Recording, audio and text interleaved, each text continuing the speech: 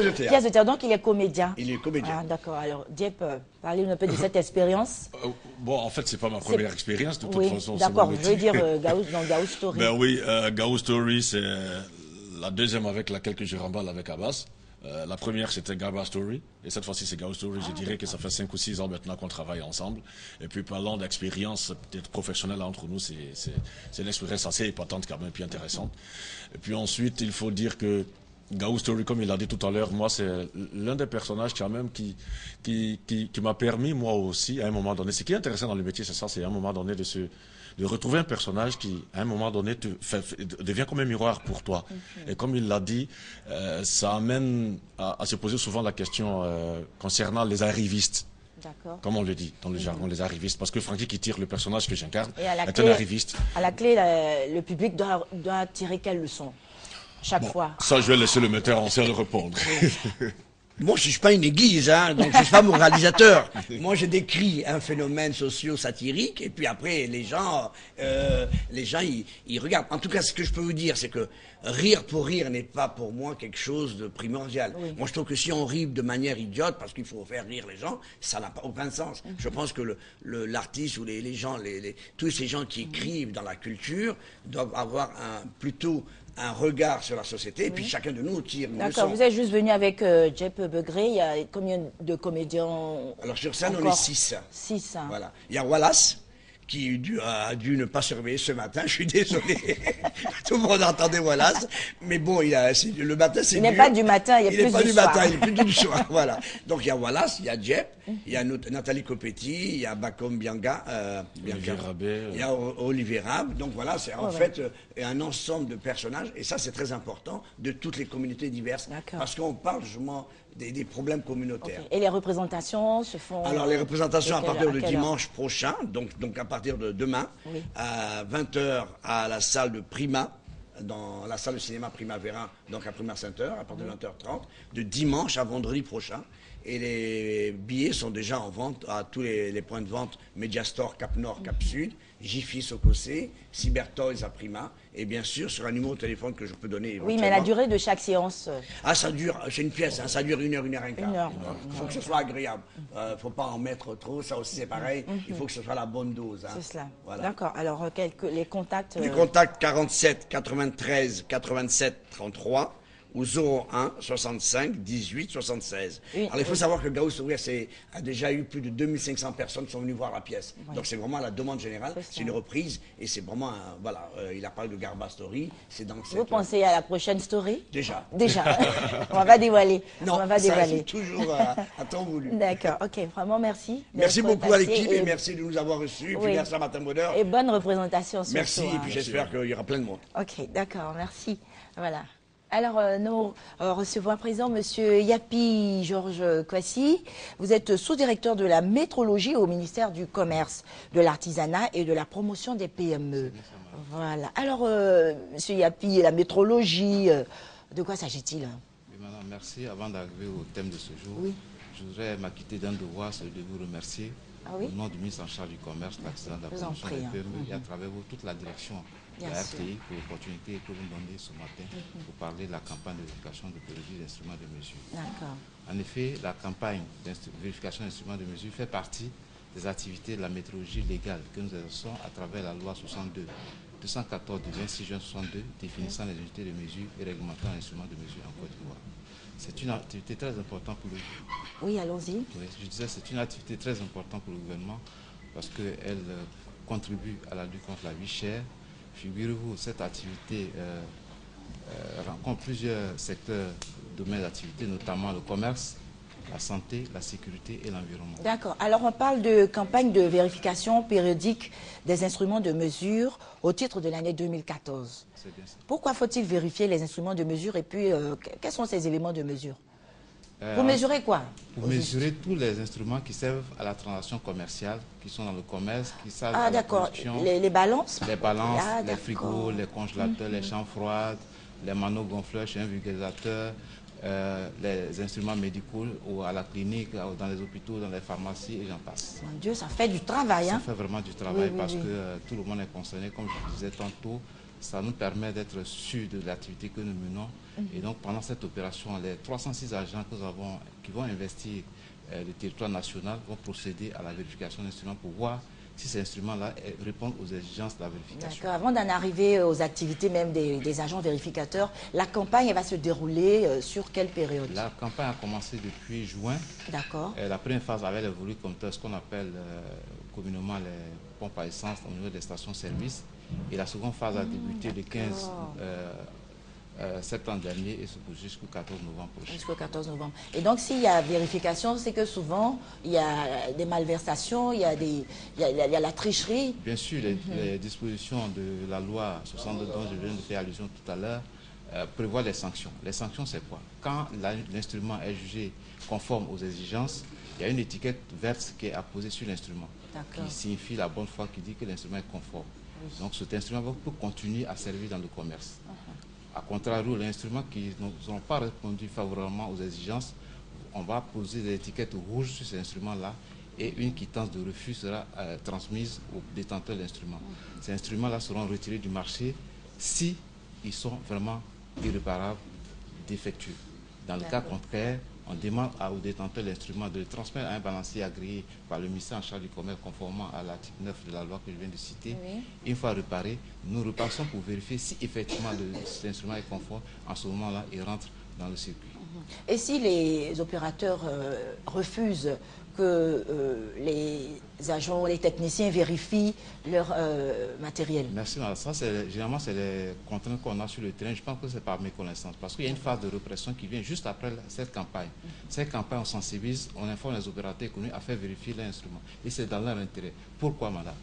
Parce qu'un opérateur économique qui truque son instrument de mesure, qui utilise un instrument de mesure à fréquence régulière, et donc cet instrument peut se détracter, pas de sa faute, mais par l'utilisation fréquente. Et donc peut débiter plus ou bien moins la quantité qu'il faut au consommateur. Un consommateur qui n'est pas satisfait ne revient plus chez l'opérateur économique. Et donc il va en parler au moins à 21 personnes. A contrario, lorsque l'instrument est bien, il en parle à 7 personnes et c'est l'opérateur qui fidélise ses clients et au moins même arrive à conquérir de nouveaux marchés. Est-ce que lors de la vérification, vous retirez carrément le matériel endommagé? Et puis souvent, quelle est la durée de vie de ce matériel? Le matériel endommagé qui n'est pas réparé est retiré systématiquement du marché. Ceux qu'on peut réparer par un balancier agréé sont réparés et remis dans le circuit. D'accord. Maintenant, pendant l'opération, il y a l'instrument qu'on peut transporter parce que les agents identifient les zones de vérification.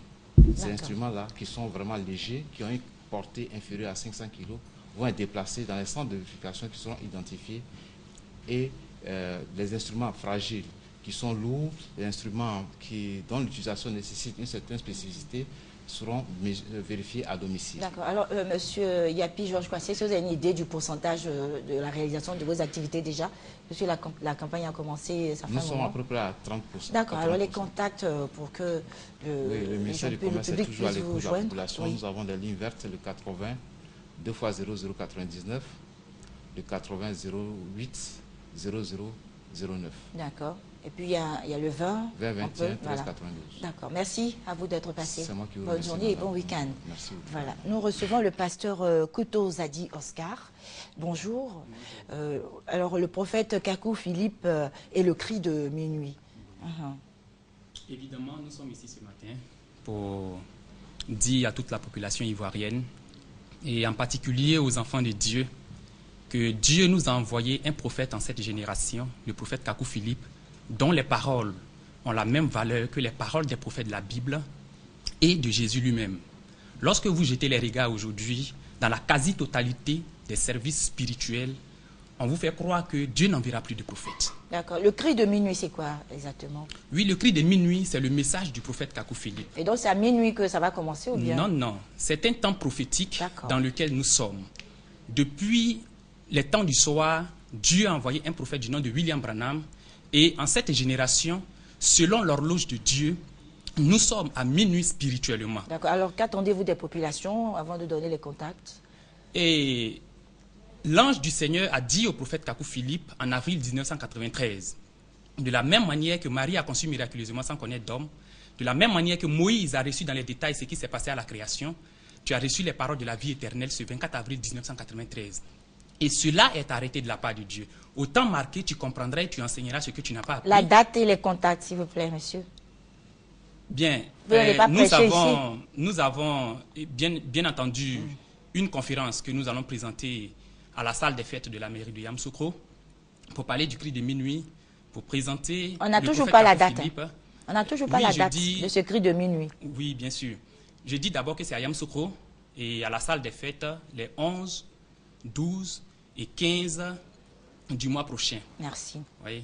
Alors les contacts, s'il vous plaît. Pour pouvoir savoir ce que c'est que le cri de minuit, que vous pouvez avoir sur le www.philippekakou.org. Et on a le 08 00 07 89, le 01 19 51 81. Merci à vous d'être passé. La suite, c'est avec monsieur Deki Joël. Oui. Nous parlons des journées nationales de la qualité à la Kestab au plateau du 21 au 24 octobre. Merci d'être là. Merci. Alors, ces journées, en quoi vont-elles consister? D'accord. Donc, les journées nationales de la qualité sont un événement pour annoncer, valoriser le métier de qualiticien en Côte d'Ivoire. Donc, pour ces journées-là, nous avons un thème cette année, le management par la qualité, levier de performance. Et ce thème-là sera débattu sur différents domaines de nos secteurs d'activité. Donc, le domaine public, les entreprises, le domaine bancaire et les financements des PME, PMI en Côte d'Ivoire. Un qualiticien, qu'est-ce qu'il fait? Bon, un qualiticien, c'est une personne qui travaille dans une entreprise pour aider cette entreprise à avoir des produits de qualité, donc satisfaire le client final. L'objectif du qualiticien, c'est de définir une organisation, mettre en place des processus, suivre la performance de ces processus et s'assurer qu'en bout de chaîne, le client est satisfait. C'est un métier qui n'est pas vraiment connu aujourd'hui et nous, Association des qualiticiens diplômés de Côte d'Ivoire, notre mission est de faire la valorisation et la promotion de ce métier. Vous êtes combien de qualiticiens? Aujourd'hui, en Côte d'Ivoire, je ne peux pas dire le nombre de qualiticiens, mais au sein de l'association, nous sommes plus de 300 qualiticiens diplômés. Et donc, l'entrée est libre. Qu'est-ce que vous attendez du public? Donc, l'entrée est libre. Oui, l'entrée est libre. Nous attendons et nous souhaitons que la jeunesse vienne massivement, que les entreprises viennent massivement, que les professionnels de la qualité puissent venir massivement, écouter, parler, échanger sur le management par la qualité. Nous sommes en partenariat avec le ministère, la DPQN, Direction de la promotion de la qualité et de la normalisation en Côte d'Ivoire, sous le ministère des Mines et Industries. Donc nous aurons des stands là-bas? Effectivement, il y a des entreprises qui vont venir démontrer leur savoir-faire sur la qualité, exposer tout leur savoir-faire en termes de management, en termes d'atteinte d'objectifs et de performance. Et les professionnels vont aussi venir débattre même sur l'évolution du métier de la qualité. Ce sera vraiment un cadre d'échange. Hein. Oui. Alors, monsieur Deki, Joël, les contacts pour terminer. Donc, les contacts, vous pouvez nous joindre au 07 20 43 32 et 08 11 51 00. Merci à vous d'être passé. Bon week-end. Merci à vous. Voilà. Alors, nous recevons le docteur Aoui. Bonjour, Ken Adamo, artiste. Il s'agit du lancement de l'Abissa à Tiapoum le 19 octobre à partir de 8 h. Alors, l'Abissa va commencer le 26 officiellement. Maintenant, le 19, il y a déjà des activités. Oui. Nous vous écoutons. L'Abissa commence le 19. Le 19. Et se termine le 26. Oui. Mais on est venu pour communiquer sur l'Abissa de Tiapoum. D'accord. L'Abissa de Tiapoum qui est méconnue. Vraiment méconnue, et la preuve, voilà. Je vous ai donné les dates de l'Abissa de Grand Bassam. On parle d'Abissa de Tiapoum, personne ne s'y connaît. Mais on est venu en parler. Parce que cette année, nous avons voulu faire connaître notre Abissa, grâce à nos frères de Bassam d'ailleurs. Et donc, l'Abissa, chez nous, la particularité, c'est que ça s'est focalisé sur les 7 familles, mais aussi sur la tradition qui se conjugue avec le modernisme. Oui. La tradition, c'est vraiment l'Abissa et le folklore. Et le modernisme, c'est les musiciens en herbe que nous essayons de valoriser. Ces musiciens seront donc aidés dans leur tâche par nos frères de l'Unatis. Oui. C'est pour ça que mon frère Ken Adamo est là pour nous soutenir aussi. Qui vont venir pour ensemble faire un vrai festival de musique traditionnelle et moderne à Tiapoum durant ces 6 jours. Mais l'apothéose, c'est le mardi et le vendredi. où le mardi, c'est la reine mère qui sort, et le vendredi, c'est le roi qui sort. On va écouter Canada, si vous permettez. Oui. Quelle est la touche qui va apporter cette manifestation? Nous partons avec un certain nombre d'artistes, comme il a dit. Vous allez en renfort? Ah oui, justement, ils sont en route depuis hier. Il y a l'animation, purement, simplement, animation artistique. Et puis, nous partons avec le studio d'enregistrement, qui est un studio mobile. Donc, les danses qui vont sortir peuvent, selon sa volonté, seront enregistrées, ainsi que des jeunes du village, du département qu'ils ont déjà choisi, que nous allons enregistrer sur place. C'est une expérience nouvelle, studio mobile d'enregistrement. Et quand il y a des fêtes comme ça, il faut les immortaliser. Très bien. Voilà, alors, docteur Aoui, quelle sera donc la touche particulière de l'Abissa de Tiapoum? La particularité? Oui, la particularité. La particularité, c'est que c'est les 7 familles qui dansent.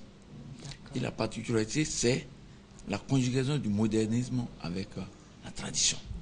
Donc, vous verrez qu'il y a l'Abissa même qui se danse de 15h à 17h. Et puis, à partir de 20h, il y a la sono qui prend avec le relais. Qui prend le relais avec les jeunes musiciens. Voilà. D'accord. Donc, ce sera le 19 octobre à partir de 8h. Oui. Les contacts pour ceux qui souhaiteraient avoir des informations. Le contact, c'est le 57 00 70 70. Et le 57 00 69 69. D'accord, donc nous vous souhaitons vraiment de bonnes activités et bon week-end. On voulait remercier la notabilité de Bassam, le roi et la notabilité, le conseil régional du Sud Komoué, et les mairies de Tiapoum, à Boisseau, à Diaké, avec Yensié, et des Bassam avec les Aliments, une société de brasserie de la place. Non. Merci, monsieur. Une société. Merci, docteur. Voilà, vous ne gâtez pas tout s'est bien passé. D'accord, bon week-end à vous. Merci. Alors, nous recevons la servante de Dieu, Aka Clarisse, et le pasteur Mikoulou Olivier. Alors, vous venez parler d'une prière de guérison des maladies incurables. Voilà. Tout à l'heure au plateau, à partir de 9h. Chaque samedi, à partir de 9h, nous avons nos temps de prière. Exactement. Quand on parle de guérison des maladies incurables, c'est-à-dire, c'est ce qui est impossible à l'homme. Quand je dis à l'homme, la médecine, les cas d'infection, les cas de cancer, des maladies chroniques, des maladies qui viennent par des saisons.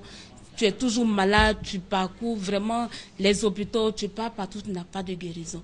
Mais la grâce que nous avons dans la mission, nous traitons par les plantes et nous prions pour les malades. Comme j'ai l'habitude de dire, quand tu es malade, il y a 2 choses que tu dois faire. Tu te traites et tu pries. Le samedi passé, ceux qui sont venus à la prière, nous avons eu plusieurs témoignages. Il y a des gens qui ont été infectés, qui sont venus rendre témoignage, qui ont été guéris. Il y a une dame qui avait son époux est pratiquement azoospermie. Mais par la grâce de Dieu, ce qui m'a marqué, ils sont musulmans, mais Dieu a opéré le miracle. Et elle a présenté son bébé le samedi dernier. Le samedi surpassé aussi, il y a une dame qui souffrait de 10 ans de stérilité qui a conçu. Tout à l'heure, on va présenter une dame de 52 ans qui a fait un bébé. D'accord. Alors, pasteur Mikoulou Olivier, qu'est-ce que vous allez ajouter en tant que pasteur? Je tiens à rappeler à tous ceux qui souffrent de maladies chroniques incurables que Jésus-Christ est le même hier, aujourd'hui, éternellement. Il n'a point changé.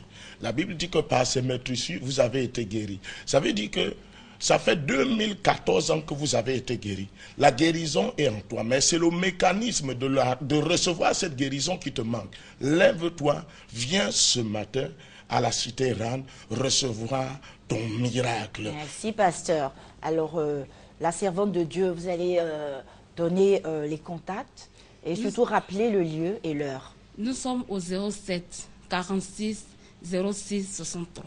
07 46 06 63 01 16 24 15. Nous sommes au plateau à la cité Rane, juste derrière le ministère des Affaires étrangères, après le palais présidentiel, après les rails, au premier carrefour à votre gauche.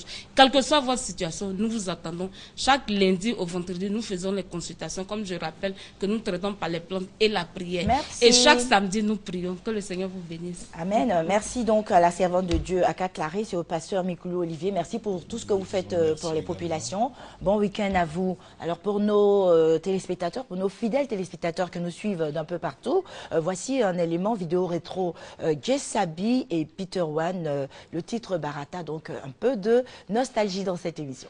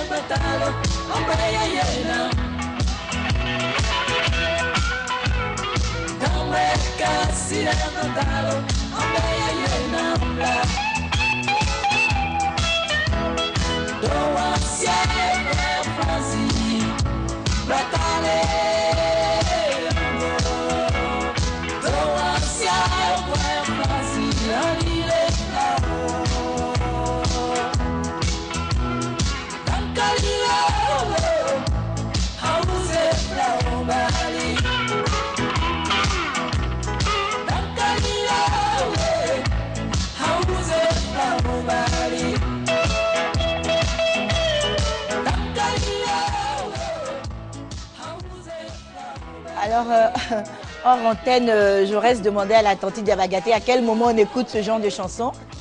Et la tante disait à quelle heure? J'ai dit seul dans ta voiture. Mais je crois que ces artistes ne pouvaient qu'atterrir aux États-Unis, hein, parce que la country, avec les chaussures et tout, voilà, franchement, ils ne pouvaient pas rester ici longtemps. Et puis c'était heavy, voilà, elle passe jamais. Et puis le décor, hein, à l'époque, on ne se fatiguait pas pour faire des clips, hein, entre quatre murs. Aujourd'hui, il y a tellement d'effets. Alors, chers amis du samedi, on a parlé comment communiquer le salaire. Doit-on le communiquer, pour être plus précis, doit-on communiquer son salaire à son conjoint ou sa conjointe? Nous avons dit qu'il y avait deux cas. Le cas où on ne dévoile pas, ça on a longuement discuté là-dessus. Et maintenant, le cas où on dit tout. Le cas où on dit tout, on ne cache rien, on déclare tous ses biens. Dans le cas où on dit tout, on vit heureux. Merci. On vit heureux parce que on dit tout. La femme a beaucoup de compassion même pour le monsieur. Et elle éduque ses enfants dans ce sens-là. Voilà, papa, ça va pas. Voilà. Ce mois-là, il a fait tel truc. Voilà. Moi, je vais vous faire une confidence. Et on est plus relax, à l'aise. Moi, je pense que les personnes qui cachent trop de choses, souvent, ont ces maladies qu'on appelle tension. Parce que la personne n'est pas libre. La personne n'est pas libre. C'est que le secret l'étouffe. Voilà. Kadi Balo. Oui, Moi, dans ce cas... Vous avez dit que vous dévoilez, mais que monsieur n'est pas obligé. Oui, il n'est pas obligé. Maintenant, il sera étouffé. Parce qu'il va avoir quelque chose à pépette. Il aura des insomnies et tout. Oui, il va venir me donner. Vous voyez, elle n'a plus pitié, là. Oui, voilà. là, non pitié. Voilà. Maintenant, là, le déclare. Maintenant, je serai peut-être modéré. Je vais dire, bon, il ne peut pas m'offrir ça, donc je vais demander si je vais... On va voir chez les hommes, qu'est-ce qu'ils en disent. Je pense que la logique, comme je l'ai dit en début d'émission, la logique est peut-être... Est-ce qu'en mariage même, il y a la logique? Non. Ce sont les réalités du terrain, on s'adapte. Ce sont les réalités, mais les réalités deviennent... créent ce qu'on appelle la logique. Zorès, vous êtes marié, vous vivez avec quelqu'un? Excusez-moi. Bon, je dirais que je suis spécialiste de certains points. Ok. Tant que vous comprenez un peu. Voilà. On comprend sa position. Voilà. Oui. Je suis célibataire sans enfant. Ah, mais voilà. Il est dans les calculs. C'est pas demain la veille qui va. Non, mais je me prononce en tant que voilà. Oui, mais c'est bien déjà d'avoir une idée de votre avenir matrimonial. Voilà. Ben, je crois que vous avez encore beaucoup d'années à passer à réfléchir à cette allure-là. Non, je ne pense pas parce que je dirais que l'expérience ne se gagne pas forcément en étant marié, mais l'expérience aussi se gagne, ok, en affrontant, ok, certaines situations. Parce que si Jaurès doit étudier la femme pour voir si elle est bien, si elle n'est pas bien. Alors, Cyprien. Bon, là, moi, je vais rester une minute, ça vient. Oui.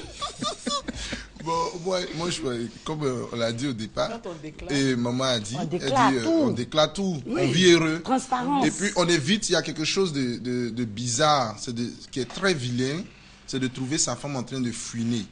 C'est-à-dire de fouiller. Ah oui, dans les affaires. Oui, mais quand tu ne déclares pas, on te fouille. Mais, hein. Bien sûr. Oui, et c'est un leurre même de croire que sa femme ne connaît pas son salaire, même si on ne lui a pas dit. Hein, la femme, c'est un être rusé. C'est-à-dire, elle ne veut pas dire, elle dit pas. Comment elle a su, elle a fouillé, c'est pas bon.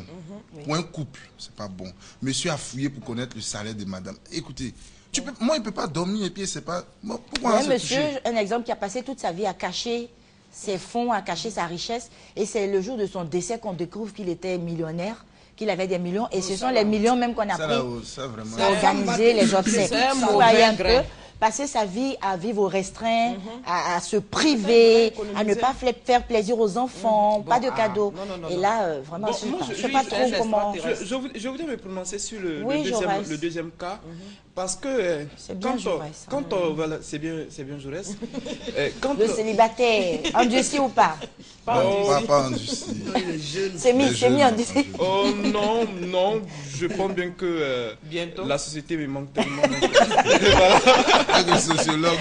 Voilà. Ce que je voulais dire sur le deuxième point, je voulais dire que le fait de ne pas... il y a une différence entre cacher quelque chose et dire quelque chose et ne pas dire quelque chose. Il y a une grande différence.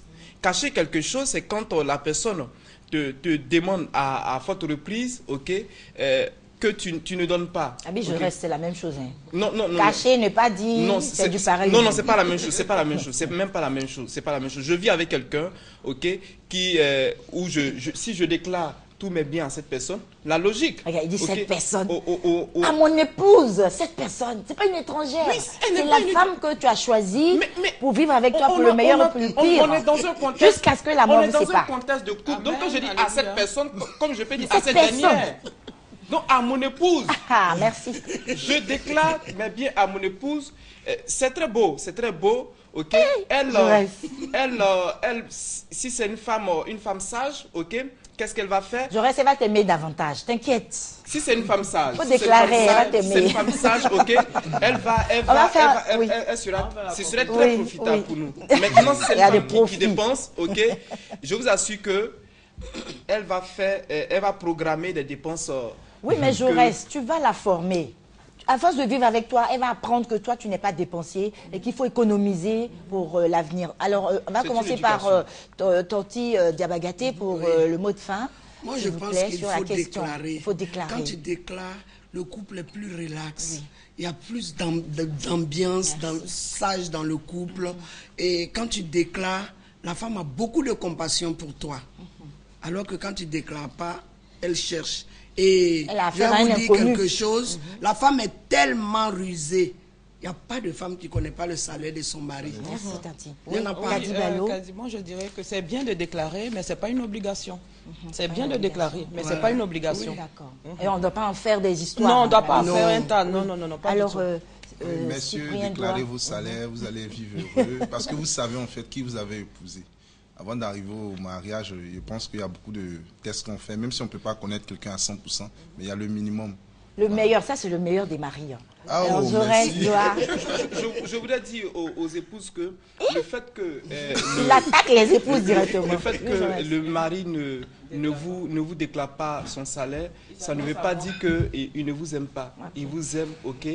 C'est pas qu'il est méchant, mais tout simplement, il vous aime, effectivement. Et vous faites partie, vous êtes son cœur. Mais il ne déclare pas. Il vous aime, mais il se préfère. Il ne l'a pas dit. Okay, il ne l'a pas dit. Merci beaucoup. Sinon, il n'a pas caché. Merci aux amis du samedi, très sympathiques. Et puis, ils sont au courant de la vie, quoi. Vraiment, ils ont été très bien choisis par la réalisatrice. Chers téléspectateurs, merci de votre fidélité à ce programme. L'émission a été réalisée par Judith Assoumou-Mélès, assistée de Charlotte Alébé, Dombia Wilfried. Nous voulons remercier les cadreurs, ces professionnels, les ingénieurs de son qui sont là pour que tout se passe bien. Le chef de plateau, Monsieur Yao. Voilà, c'est toute une équipe qui travaille pour la réussite de cette production. Merci à vous et surtout bonne suite de programme sur RTI 1 et bon week-end. Bon week-end.